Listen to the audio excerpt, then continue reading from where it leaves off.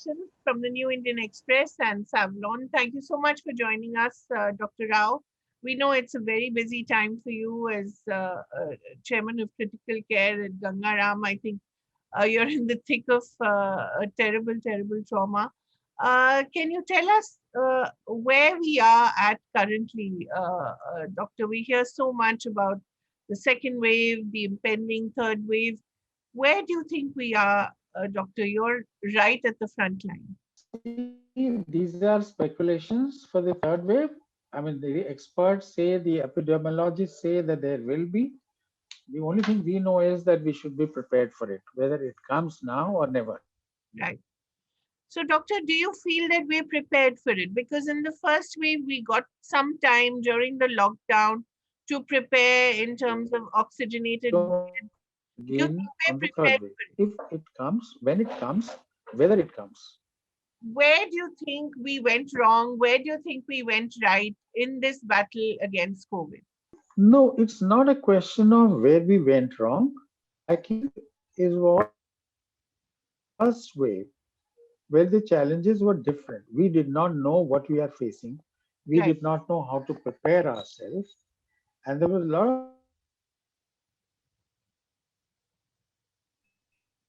in knew everything about the virus, right? We have the experience of the first wave with us. But we did not anticipate that the rise will be so sudden and so sharp. Had it been like the first wave, we would have sailed through very easily. Of just over 1 month.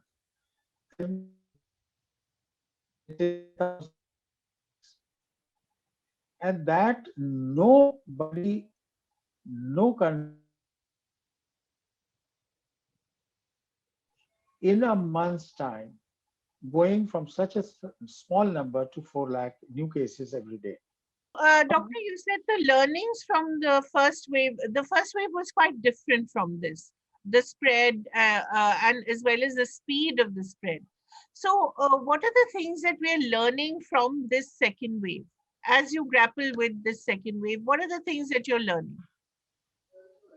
See, for caring for COVID patients, we require, let's say, the location or the what we call as a theater, where we look after these patients, start right from home and comes to the tertiary care.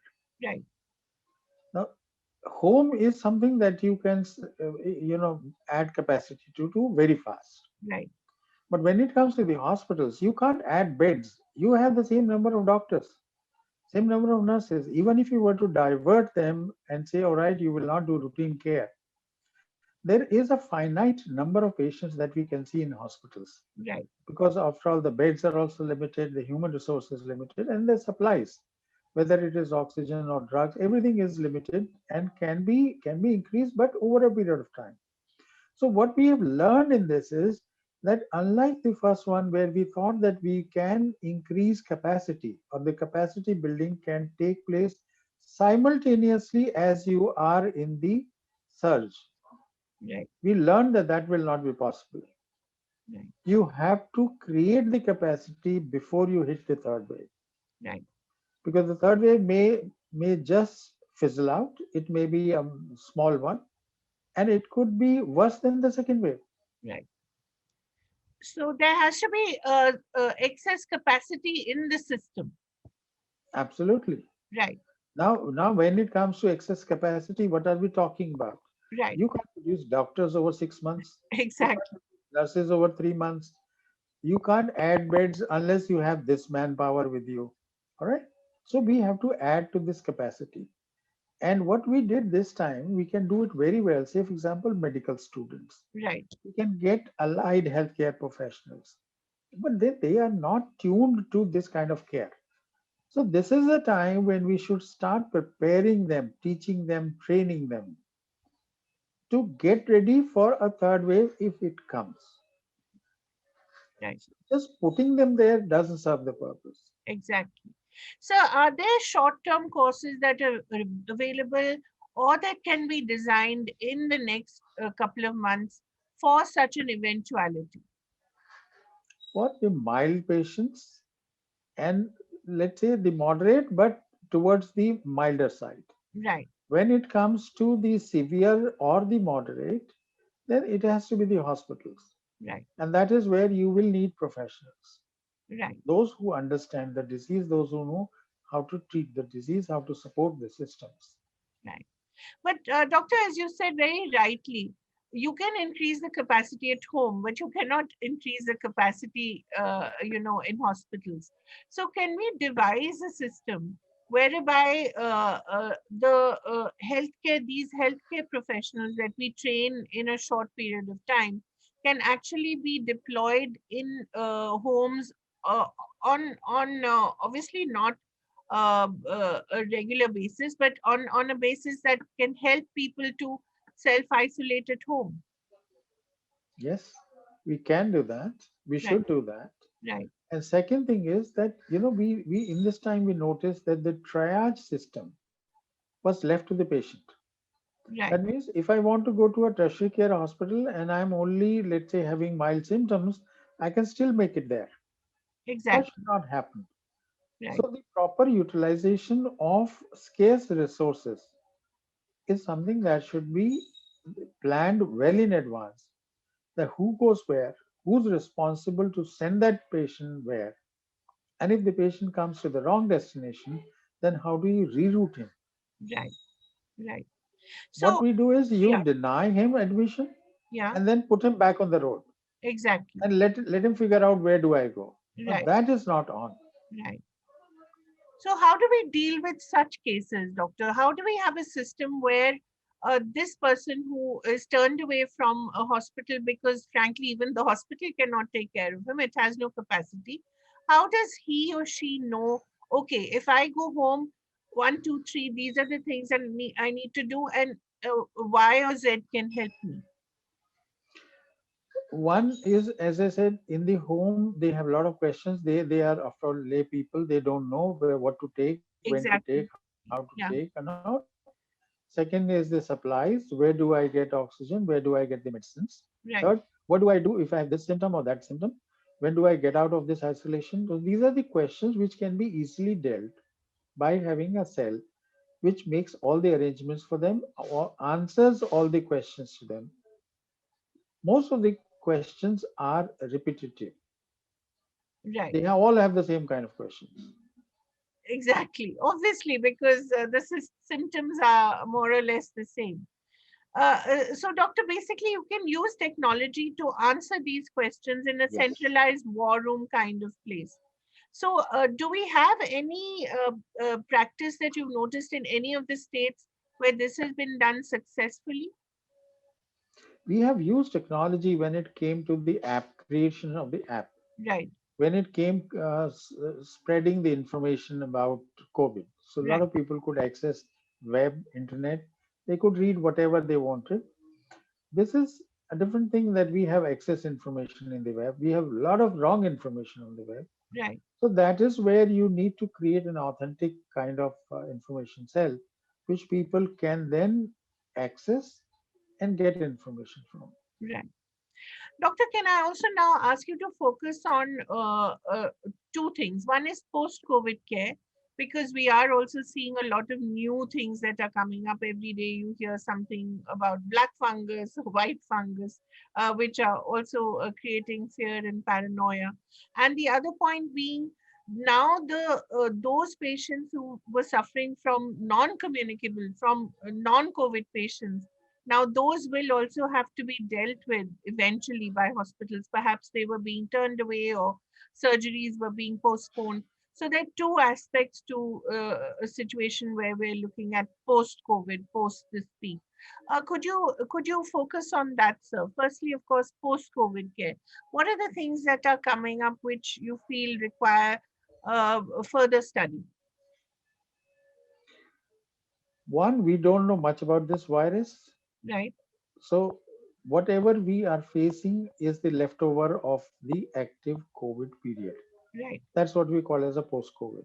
right, So, we have a lot of patients who have recovered from COVID. So, that means they have no virus in them. right, But whatever that COVID had to do, they are grappling with that. right, So, They are on oxygen, they are on ventilators, they cannot work, they don't have the stamina, or let's say the effort tolerance has gone down drastically. So those kind of things, some require hospitalization, some can be managed at home. Right. Then these patients do suffer a general loss of health. Yeah. I mean, they don't bounce back. Just because you are out of COVID, you don't bounce. Exactly. It takes a long time for It many takes of a lot them. of time. Yeah. Yes. And there are many, many of them who are in active service. Right. So the challenges are not only your health, the challenges is they are much more. It is all about what you are. Right. So if I'm working somewhere, how many leaves can I take? Will my leave be without pay? Exactly. How will I support my family? So those kind of things.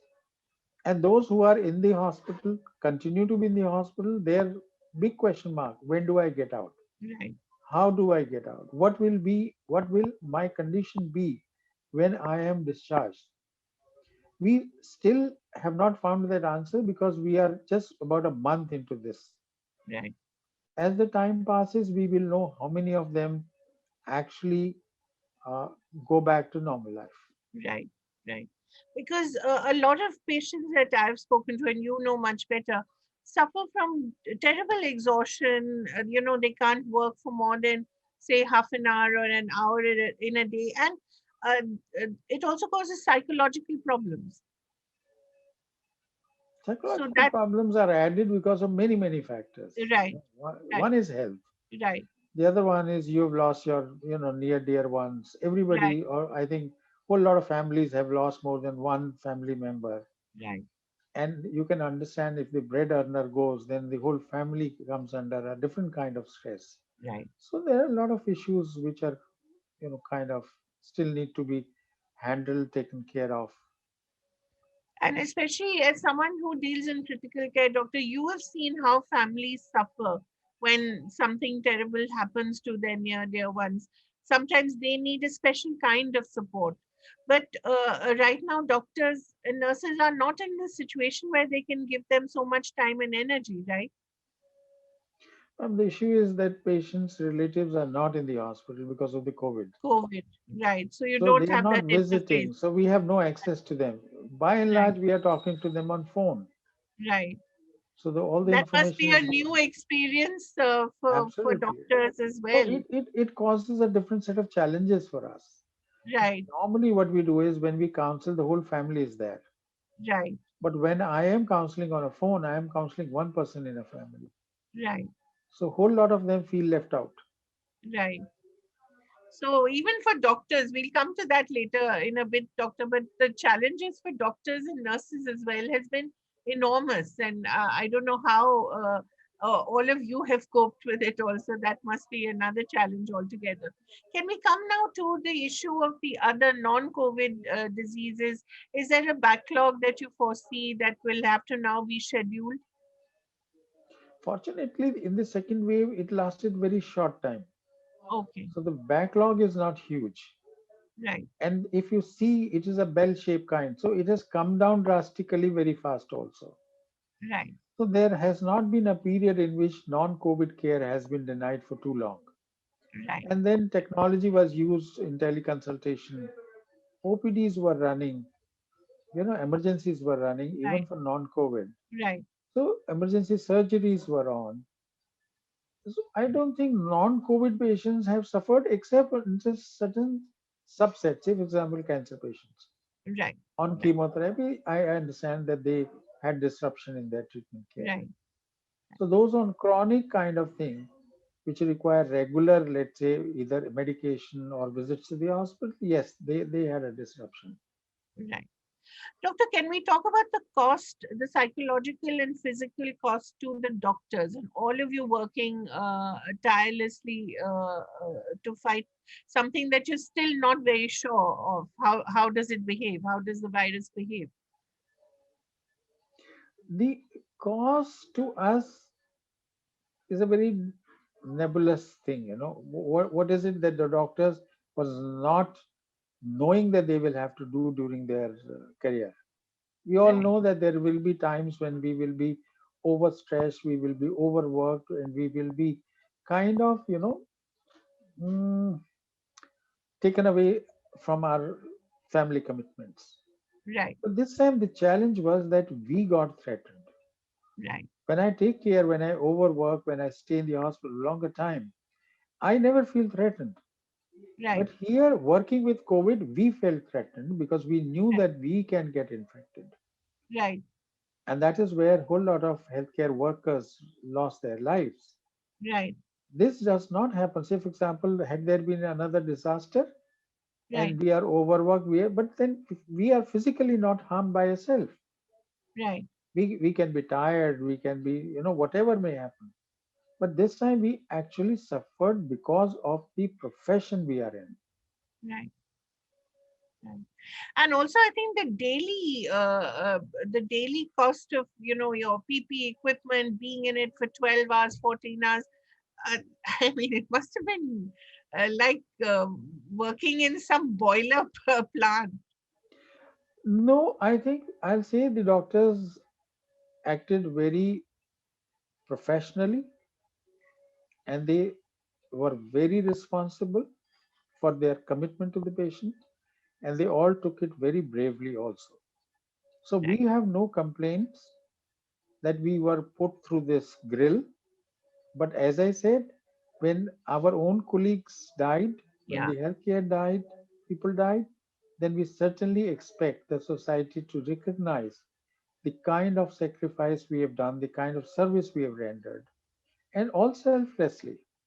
Yeah.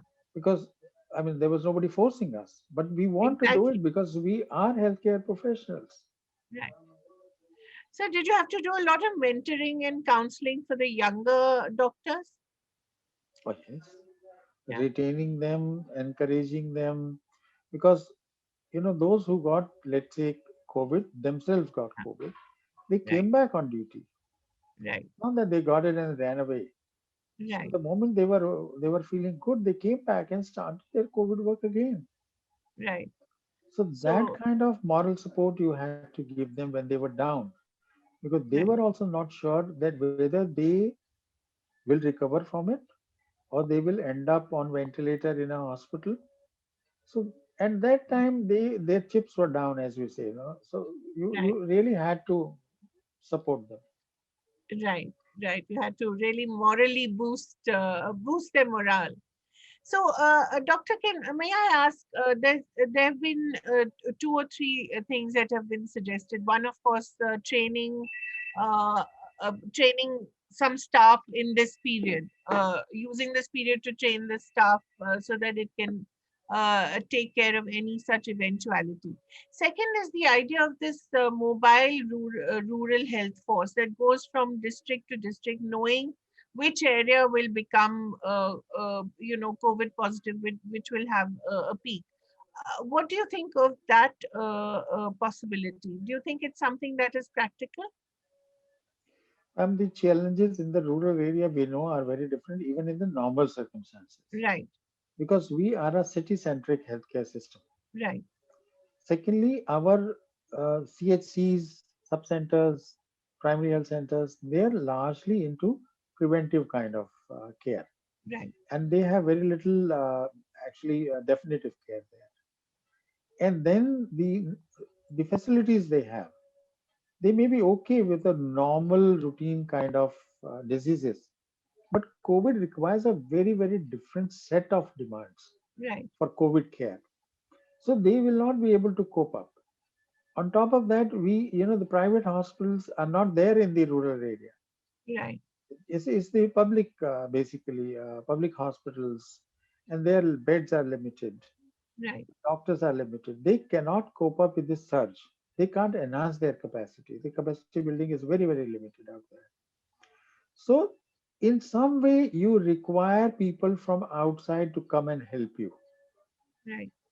If you have enough, then you don't need mobile, just post them there. Right. But if you don't have enough, then mobile is the answer. That they move Right. around, pitch in wherever help is required.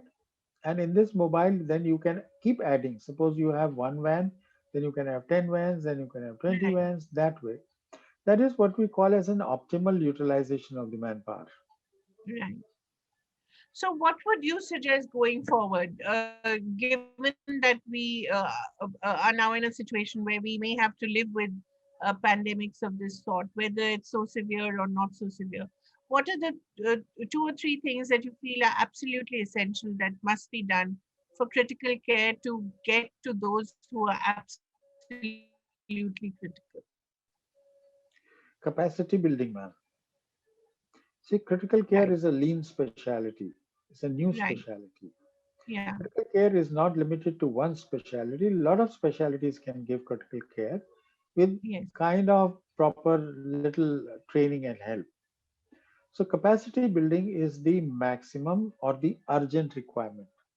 right, Capacity building of the doctors, nurses, and then comes the question of infrastructure. right, Critical care requires a huge amount of infrastructure, costly infrastructure. right, And most of, I think more than 80-90% of our devices are imported. right, So world doesn't make that many if we require that many. So that means we have to make our own. right, So somewhere the hospitals, the Indian government has to go for what they call Make in India. That initiative has to come in. But if you want investments in that area, then what happens after COVID-19? yeah, If they do not make something which they can sell globally, yeah, India is not the market. They will not be able to sell it in India after COVID. And no, I right, am sure no industry will like to put money into a production line which you can't sell after 6 months. right, So somewhere you have to have a technology transfer. Somewhere global industry has to set up manufacturing units here in joint collaborations so that the same thing which is produced here can be then sold globally. So right, it has a future. Otherwise, the product will have no future. right, If we make something as a knee-jerk reaction and say, all right, we have made it, fine, we made it. What will you do after 6 months? And after 6 months, right now, you are giving it free. Who's going to buy it from you? right, Not even Indians. So right, what has to be given to that? That whatever we make, it should be able to sell itself in future also. right, right, right. So that's one, the capacity building. And but doctor, we also saw that in the first wave, for instance, we didn't even have enough PPEs, but we managed to ramp up capacity. We managed to produce PPEs at home, and we managed to get them to enough people, at least in the first wave. So you don't feel that we can do that with what is required for critical care? PP is a different thing. PP is a fabrication. Right, All you need is cloth. right, Okay, cloth can be imported. right, But when it comes to the instruments, right, you can't kind of assemble them and fabricate them. right, right, So suppose there are 5,000 components in that. right, Each component is made by some factory right. because the people who make ventilators don't make these components. So you Right, require backward integration. After all, who will make that for you? In a cloth, it is very easy. The right. cloth is available. You hire tailors. You have a sewing machine, and that's Yeah, it. So you just ramp make up it. of Yeah, machinery cannot be done like that. right, right. Can we talk about the ramping up of the critical care human resources? The human resources required That for is it. what we call as capacity building. Yeah, And that is what I was saying that to produce a critical care specialist, it takes you over 7-8 years. right. So if you want to, you are not actually trying to produce critical care specialists. Yeah, All you want is somebody who can look after the ventilators, who can, under, let's say, supervision, do the routine day to day care. right. So that is easy. If you Yeah, say, can we ramp up and have more critical care specialists? No, you can't. right, If you say, can we have a workforce which can help the critical care specialists in taking care of patients? Yes, we can. right. And is there anything in the current system that needs to be changed slightly that can do that? Training, Right. You have to have a module of training. Right. Somebody has to train them. Right.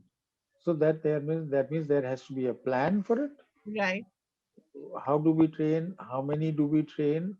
What do we train for? So all Right. those plans have to be made, and then it can be done.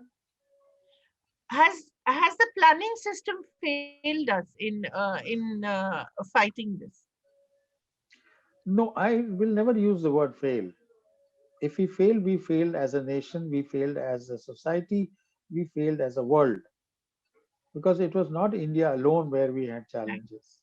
So, what I do say is that whatever happened, we should take lessons from it and prepare for the future. Right. Whatever happened, we should do introspection, we should do analysis, we should find out where all we lacked, whether it was absolute or relative, so that we can do something for future. Fighting for Right. the past, I'll leave it to other set of people. I mean, there are enough who do that on the There TV. enough to do. Exactly. Right. So, sir, going forward, we also need vaccination. What would you recommend? How do we go about that? Because as of now, it seems that we are in short supply. Kaveri, I'm not an expert on vaccination. Right. I But I that's an will not. absolute. But that's an absolute Absolutely, essential. prevention is the first thing. Right. Right. If you Since there is no cure, then you are left with prevention. Right. Prevention, and second thing is not only vaccination, prevention by your own behavior. Yes. So COVID responsible behavior has to be there. When we had this lockdown, how come the cases came down? Yeah. Just because we prevented human to human transmission. Right. But we can't have a continual lockdown. I mean, it will No, be. agreed, but Yeah. people can agree to behave sensibly. Exactly. Exactly. Right. That can be done in perpetuity. Right, absolutely. And it is something that should now become second nature to everyone. I always say that it's easy to find faults with others. Yeah, you begin Start with with yourself. yourself first. Exactly. Right. Doctor, is there any other point that you feel is absolutely essential for us going forward to learn in terms of critical care? So in terms of critical care, we have to understand that critical care is a very fragile thing. Right, Okay, it can be stressed very easily right, because we have very limited critical care facilities. right, Then we don't have uniform spread of these critical care facilities. right, Some states have good, some states don't have good. right, The one who don't have good, they don't have it good or bad everywhere. right, So there could be districts in which there is no critical care at all. right, And then there could be districts where you have all the hospitals right, concentrating. right, So the planning has to be like this, that in the public at least, you can't do that in a private, right, but in the public, critical care is non-existent. right, Okay, that is where the government has to bring in changes, spend money, create infrastructure, create critical care facilities. right. And And if then we're I looking at, will always say, yeah, I'm the chairman of NABH, so I always say that whatever you create, it has to be done with quality. right, of course. There's no point in having substandard. It doesn't work. It doesn't work. So, if one were to ask for numbers, what would the numbers be of such an infrastructure that one is looking at in the public sector? The total, I think we have about 1 lakh ICU beds, Yes. something like that. Yeah. And this one told us that you can increase your number to whatever, it depends on the surge. Right. Any a significant surge can always beat the number of beds you have. Right. So triage is very, very important so that you don't get flooded by those who don't need ICU care. Right. Right.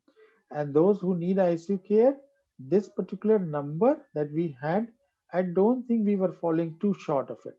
Okay. Okay. Like in our hospital, we Right. we had whatever ICU beds we had, we were able to cope up most of the patients. Right. But the problem is when you don't have critical care, Right. these are the people who then keep moving. So they will go from one district to the other district, one state to the other state. This kind of thing should stop Right. Right. And they have to be dealt with at the local level. at a local level because health is a state subject. Right. Right. And secondly, we were left wanting for the machinery, Right. the ventilators, Yeah. monitors. Yeah. That was a terrible blind spot. Because we have to understand there are 3 levels of ICU. Yeah. In COVID, everybody wanted to come to the highest level. Right. The highest level has all the facilities. Yeah. But the one that we converted as a makeshift, and we put very sick patients in the lower ICU, let's say level 1 and 2, that is where we had problems. Right. Because they are not geared for high-end care. Right. Doctor, is there one thing that you'd like to tell the world that you personally saw, you personally suffered, that you'd like to tell the world that let's not go through this again? The only thing I know is that we faced it very bravely. At Right. least the healthcare did, and I'm sure most of the public did. Some of the people will keep, finding as to what went wrong. Let's look at the things which were done right. Right. Whatever went wrong can always be analyzed, can always be corrected. But whatever was done right, that is the one we should appreciate, at least for those who did it right. Right. So recently, in the TV, there is a lot of flack coming to us doctors that you Yeah. don't do this, you don't do that. Yeah. I wish that stops. Right. And those who are making that kind of statements should refrain from making such statements. Yeah. I think because it's been a terrible time for everyone, but really for doctors who are right at the front line, it must have been enormous, the cost. And I can't even You see, imagine. you have to understand, people will shy away from even coming in contact with a COVID patient. Exactly. Right? We live between them, we breathe between them, day in and day out. This protection that we have from PPE and mask is not 100%. We all know that. Yeah. That is why we got infected. Right. But that is our profession, that is our calling, and we stood up and we say, all right, we'll be there. Right. So, doctors and healthcare workers did what they were supposed to do. I wish everybody else also does what they Absolutely. were supposed to do. I think no better message than that to end with. Dr. Rao, thank you so much for your time. I know you're very busy. We'll let you go, but all the very best. And thank you for whatever you do for us. Thank you very much. Thank you. Thank you very much. Thank you. Bye-bye. Doctors का सबसे भरोसेमंद Savlon antiseptic liquid है कोविड-19 corona virus पर असरदार।